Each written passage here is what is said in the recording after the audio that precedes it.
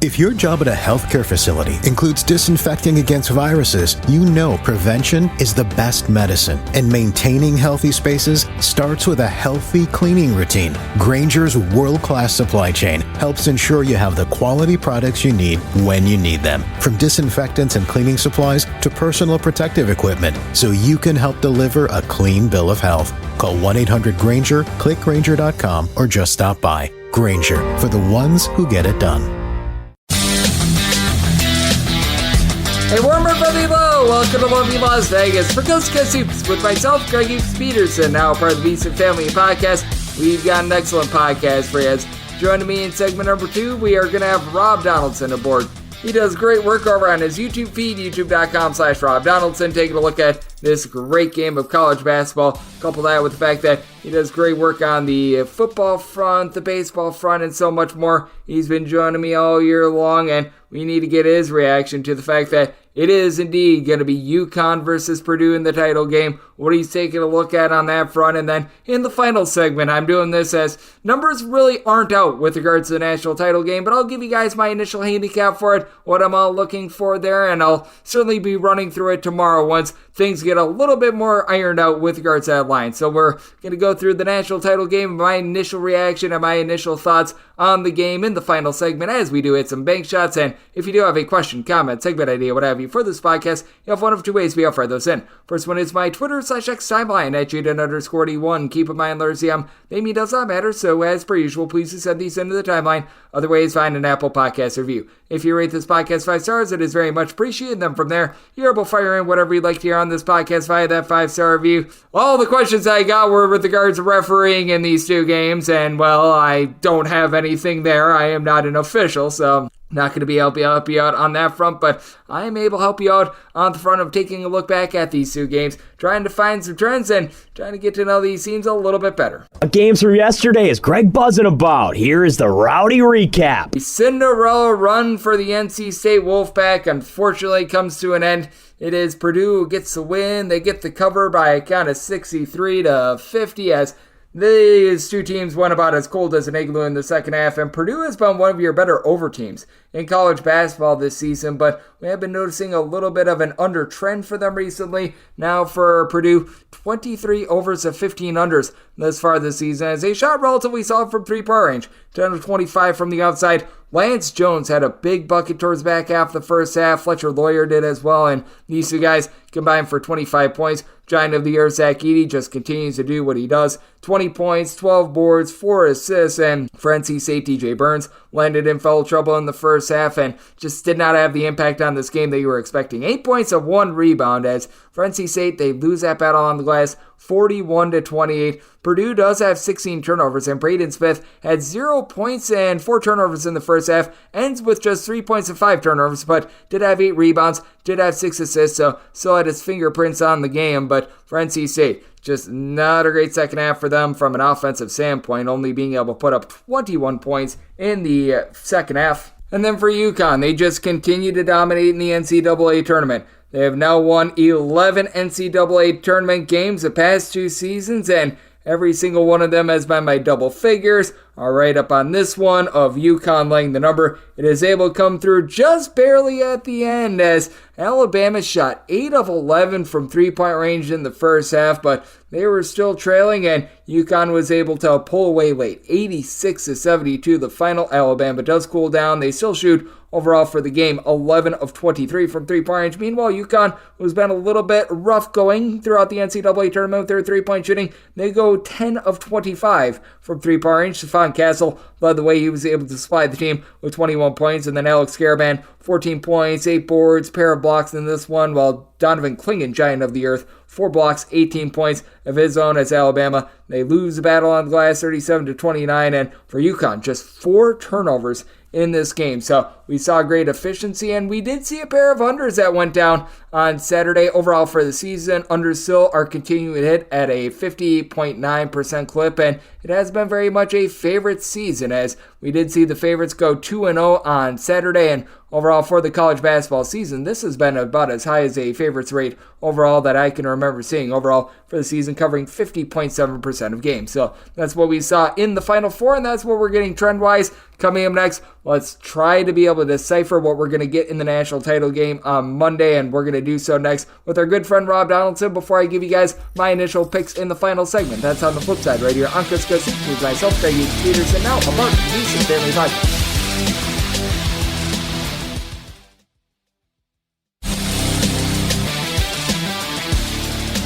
And we're back here in lovely Las Vegas for Cusco Soups with myself, Greg Peterson, now part of the Decent Family Podcast, and it's always great to be joined by this man, Rob Donaldson. He does great work with the show/podcast, Rob's Best Bets Show. You can catch out on youtube.com/Rob Donaldson, and he does absolutely amazing work. Taking a look at this great game that we all know and love of college basketball, has been joining me all year long, so might as well get him on for the biggest game of the year and break down what we just saw in the Final Four. As you're able to follow my Twitter/X at RobDFB altogether. And Rob, always a pleasure, my friend. Thank you. Yeah, always thank you for having me on, Greg. And yeah, we are in store for definitely a unique battle in the championship game. I think this is kind of what people would call the chalkiest of matchups if you're looking at the field of play coming into the tournament. But if these are the two best teams, these are the two best teams. And I think that's what we're getting on Monday. Yeah, I mean, there might have been a little bit of debate coming into the tournament if you throw Houston in at number 2, but it's very clear with the NCAA tournament having gone down.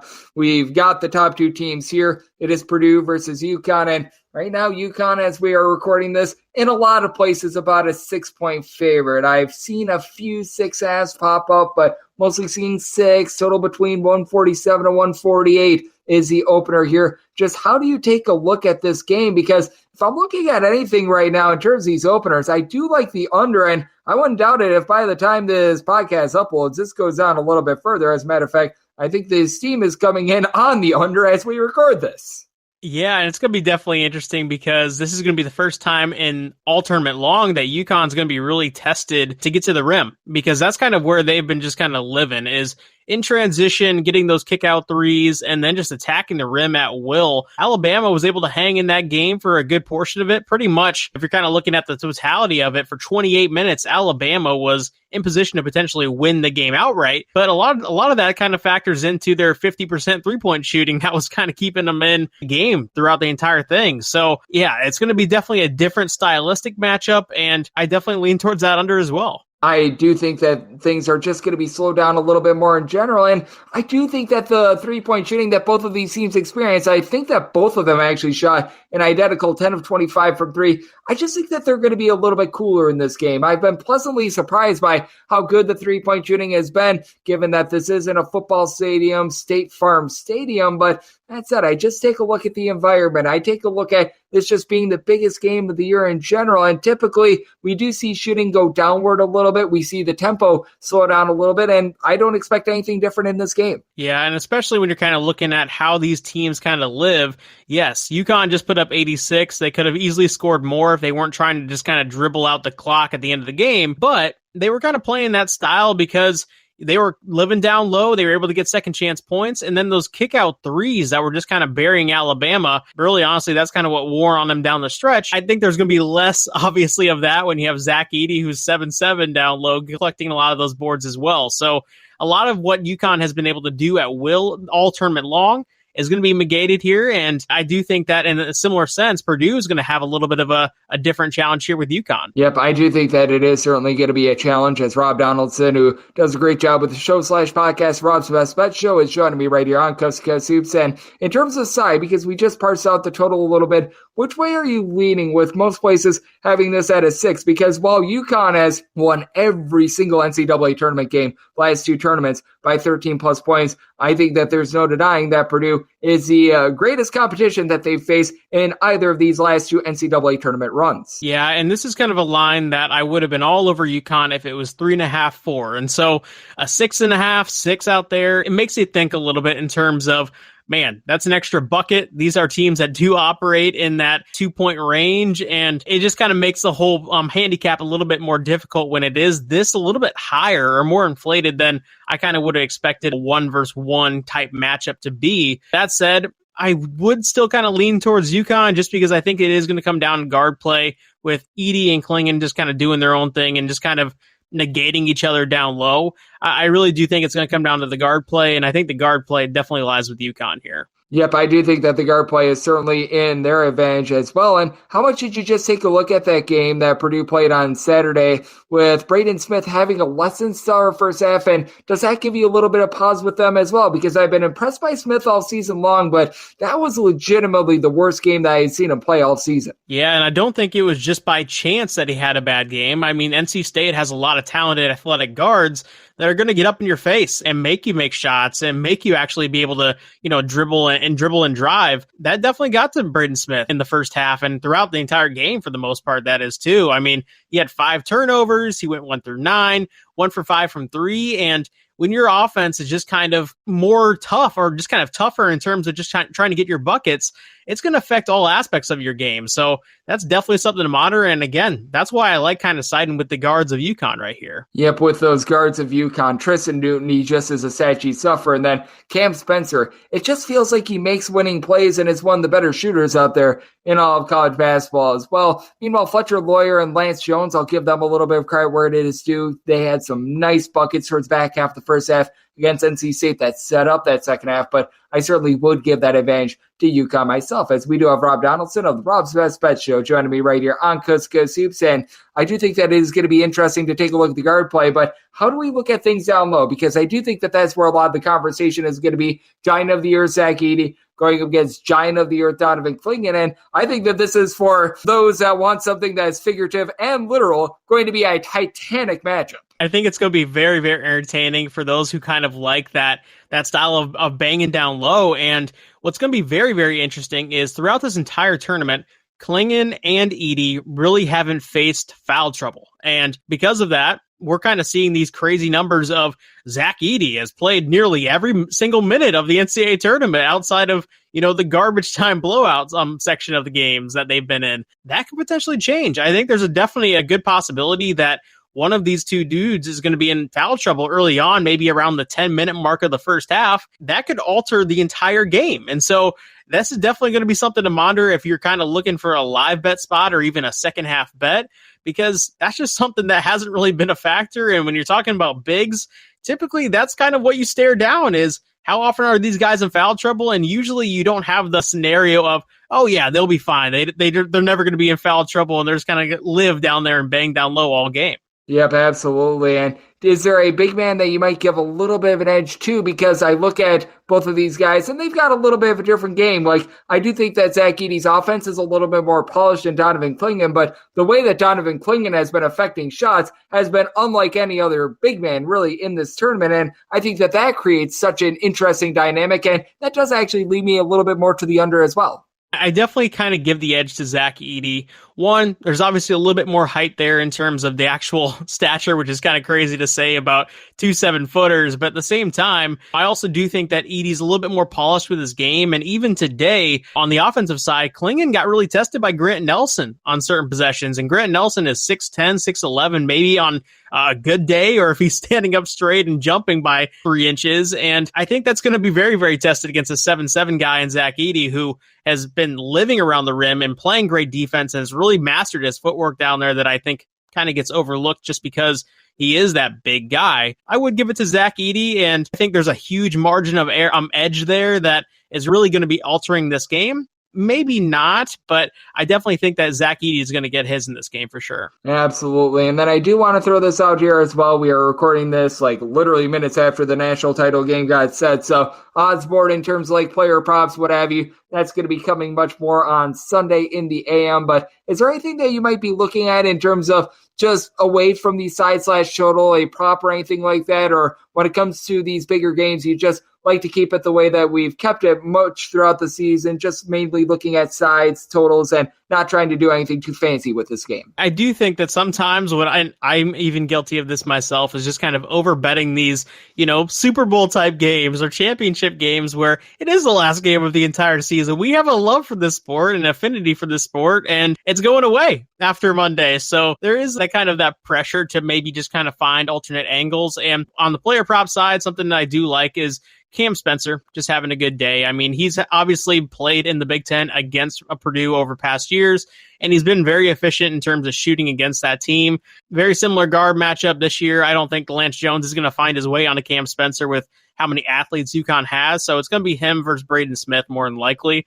And I do think Cam Spencer is going to get his. So if his point total opens around, that 13.5, 14 range, I definitely see him kind of getting in the 16 to 17 point range there. I do agree with you there, and I do want to just ask you about this as well because, well, we've only got one game to take a look at for the rest of the year, and then it goes to the offseason as well. How do you approach the offseason? Because, for lack of a better term for us, the hay is in the barn. You might want to make like a half a point adjustment here or there with regards to Purdue versus UConn, but all the numbers are there. We're not looking for like some unknown player that we haven't been seeing all tournament long or anything like that. Our season in terms of taking a look at this year is done, but as you know, with gauging 362 D1 teams, might be one more, might be one less next year, depending upon who moves up, who comes down from the Division I level. Just how do you go about things? Because I do think that with regards to college basketball, it's so unique in that if you take a few weeks off in terms of the NFL, you're not missing too much because everything's out there. It's mainstream. There's 32 teams. Like during the baseball offseason, it's not like I need to be refreshing these teams every single day. You're able to sort of take a little bit of a break. You're able to relax, handicap college basketball, and then come back to baseball when baseball is there. College basketball, I feel like, is just a completely different animal, though. Absolutely. There's no real perfect answer to this question, I think, because with the transfer portal, things are just insane where guys are going to be going to different teams. And even on the mid-major level, there's going to be mid-major transfers to other mid-majors that are going to shake up your perspective of these schools. Obviously, you have coaching changes and just kind of philosophy rebuilds.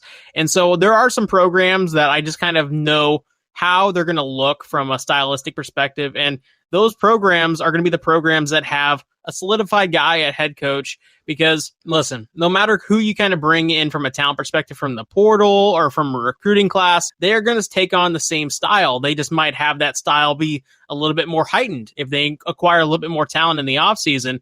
And so the schools that I'm kind of more keen on and more interested to kind of focus on are going to be the schools that are making those kind of regime changes or maybe year 2 or year 3 or year 4 of a head coaching tenure, because I think those are going to be the teams that potentially make the highest leaps. And so, yeah, that's just kind of how I've approached it, and just monitoring the transfer portal, monitoring the recruiting classes coming in, monitoring even guys coming from overseas or even transferring down to those mid-major ranks, and just kind of looking at it from that lens rather than focusing on who Kansas is bringing in or who's Purdue bringing in or these teams that we already know who they're going to be before the season even starts. Yeah, but I do think that people get a little bit too wrapped up in it as well, because when it comes to betting on odds to be able to win the national title game, and there are some people that do a really good job of just being able to get some good tickets, hedging out, and it does generate a profit. Only one team wins the national title game. Other than that, and perhaps a few markets might be opening up odds to make the Final Four very early on. There's not a lot of futures to take a look at in college basketball. So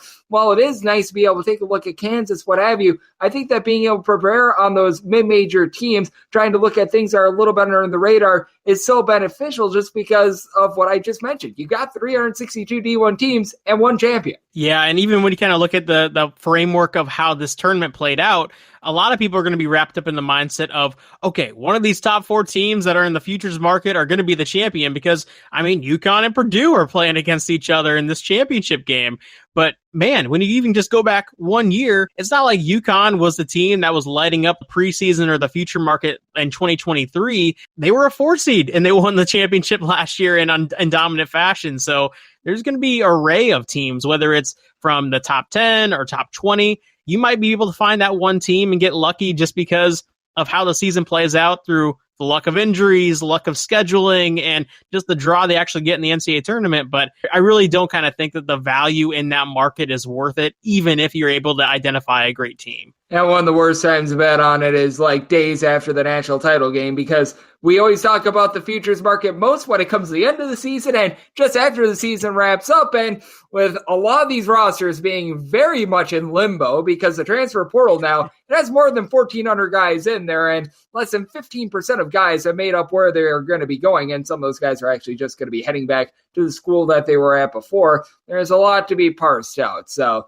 I'm right there with you on that front. And Rob, you've been joining me all season long. You do an amazing job taking a look at the great game of basketball. You, much like myself, are on to baseball as well. So let the good people at home know it's all on tap for you and how people are able to follow along on social media and other platforms. Well, as I always say, Greg, I really do appreciate having me on. And it was a great college basketball season. Obviously, you provide so much insight to the community and to your followers and your listeners. And I'm just happy to be a part of it. So I really appreciate that. And for those who are wanting to follow my bets on a daily basis and just kind of interact with me on a daily basis, you can do so on my YouTube, just my name, Rob Donaldson, or on Twitter, X, at RobDFB. And as always, Greg, really appreciate having me on. Always appreciate Rob. He has joined me all season long on this podcast, and I'm sure he'll be joining me a little bit in the off season as well, getting us set, as we're going to have 7 long months without college basketball. So we have to cherish this last game while we've got it. Always great to be able to get Rob aboard. Big thanks to him. And coming up next, I'll give you guys my initial look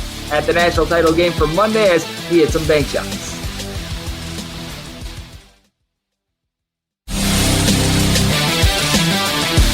And we're back here in lovely Las Vegas for Cuts to Cuts with myself, Greg Hughes Peterson, now part of the VSiN Family Podcast.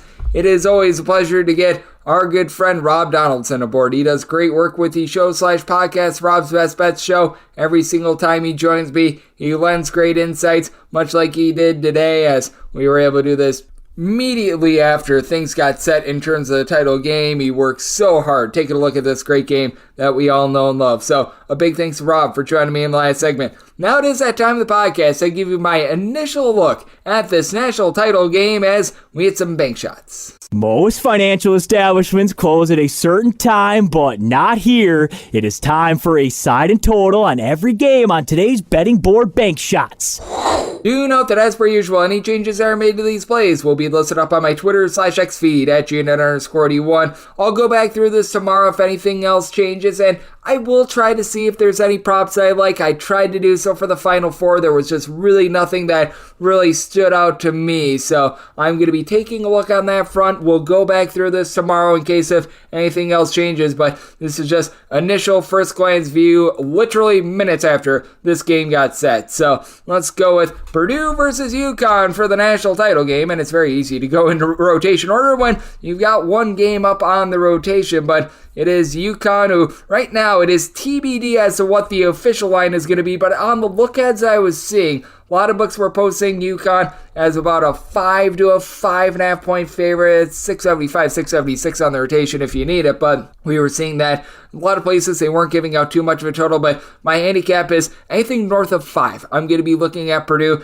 and I did set my total at a 141. So 140.5 or less, I like the over. 141.5 or higher, the under. And with UConn, one way up to 4.5 with them. 5.5 or more, that is my buy point on Purdue. UConn entered into the Final Four having won every one of their last 10 NCAA tournament games by 13 plus points, but I feel like they just haven't played a team that's as well-rounded as Purdue as well. Keep in mind, when they made their run to the national title game a season ago, they were in a Final Four where they were the top seed as a 4 seed, so that does need to be taken into mind a little bit there. It's a UConn bunch that is very well-rounded. Donovan Clingan, giant of the earth, he just continues to do amazing work down low for this UConn team, and UConn was leading Alabama at the half despite the fact that Alabama made 8 out of their first 11 threes, and they were still able to overcome that. UConn hasn't even shot it too well from three-point range here in the NCAA tournament. They entered into the Final Four having shot a little bit over 30% from three-point range, and have a guy in Cam Spencer that throughout the season has been shooting about 44-45% from three-point range. You had a nice performance yesterday from Stephon Castle, who's been pretty consistent. He's a well-rounded freshman, was averaging going into the Final Four about 10.5 points, 4.5 boards, 3 assists per contest, but I do think that having to match up with Zach Edey, that is going to be the issue that you've got for this UConn team. And for Purdue, they entered into the Final Four number 2 in all of college basketball in terms of their three-point shooting percentage. Being out there in a football stadium, it didn't affect Alabama any in the game yesterday, but that said, I do think that that is going to take a little bit out of them. They shot 10 of 25 from three-point range. I think that UConn is going to be able to do a better job of being able to guard the 3. And legitimately, both of these teams in games played away from home, they've got relatively similar defenses in terms of opponents' three-point shooting percentage. Purdue entered into that game against NC State, allowing opponents to shoot in that pocket about 31.5% from three-point range away from home. That actually went a little bit even better because NC State, they went just 5 of 19 from three-point range. Meanwhile, UConn, they were allowing opponents to shoot in that pocket about 32.5% from three-point range with the sizzler that Alabama was able to put up yesterday. That went a little bit northward as well, and you do have to take a little bit of caution to the fact that UConn hasn't quite been the same defense away from home rather than at home. They are giving up about 13.2 points more per 100 possessions in games played away from home rather than at home, and I was going into that game against Alabama, and this is a Purdue unit that they're not quite the same on defense as they have been in past years, but they're only giving up about 6 points more per 100 possessions when they leave home rather than when they are at home, and these are really your top two offenses on all of college basketball. As a matter of fact, going into the Final Four, Purdue number 2 in the country in terms of points scored on a per possession basis, UConn number 1 in the country in terms of points scored on a per possession basis, but we have noticed that this Purdue team, ever since the beginning of the month of February, last 14 games, they have slowed themselves down. They're playing at a rate of about 4.2, 4.3 possessions per game fewer than they did in their first 24 or so games of the season, and this is a UConn team that plays very low and slow. 303rd in all of college basketball in terms of total possessions per game, and you look at games in a road/neutral court environment, they're about a 45 team in terms of total possessions per game. That was going into the Alabama game, so it is a circumstance where I do think that for Purdue, they're going to be able to get enough out of Fletcher Lawyer to be able to allow them to remain lively. They need Braden Smith to be a little bit better with the ball than he was in the first half of the Final Four game against NC State. Cleaned it up in the second half, but that was a little bit concerning as well. He's going to have to go up against Tristan Newton, who's been able to give you 15 points, right around about 6 boards, 6 assists, just a really nice stat sheet stuffer in general. This is one of the best backcourts in terms of just being able to put pressure on you in general, so I do think that that's going to take a little bit out of them, and I do think that this is going to be certainly a lower scoring game than what we saw in Alabama versus UConn, so it is a circumstance where at a 4.5 or less, we'll be willing to lay with UConn, 5.5 or more, taking the points with Purdue, and then 140.5 or less, I like the over, 141.5 or higher, the under, and that'll wrap things up for the Sunday edition of Coast to Coast Hoops, now part of the VSiN family of podcasts. Big thanks to Rob Donaldson, does great work with the show/podcast Rob's Best Bets. He joined me in the last segment. If you do like hearing from this fine podcast, Coast to Coast Hoops, you're able to subscribe wherever your podcasts, Apple Podcasts, Google Play, Spotify, Stitcher, and TuneIn. If you have a question, comment, segment idea, what have you for this podcast, you do have one of two ways we offer those in. First one is my Twitter/X timeline at @JDN_D1. Keep in mind, letters ZM, name does not matter, so as per usual, please do send these into the timeline. Other way is find an Apple Podcast review. If you rate this podcast 5 stars, it is very much appreciated. From there, you're able to fire in whatever you'd like to hear on this podcast via that 5-star review. Coming at you guys every single day throughout the college basketball season. That means I'm coming at you once again tomorrow. Thank you so much for tuning in.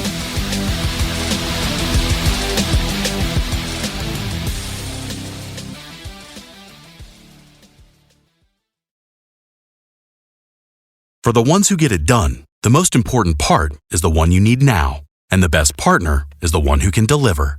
That's why millions of maintenance and repair pros trust Grainger, because we have professional-grade supplies for every industry, even hard-to-find products. And we have same-day pickup and next-day delivery on most orders. But most importantly, we have an unwavering commitment to help keep you up and running. Call, click Grainger.com, or just stop by. Grainger, for the ones who get it done.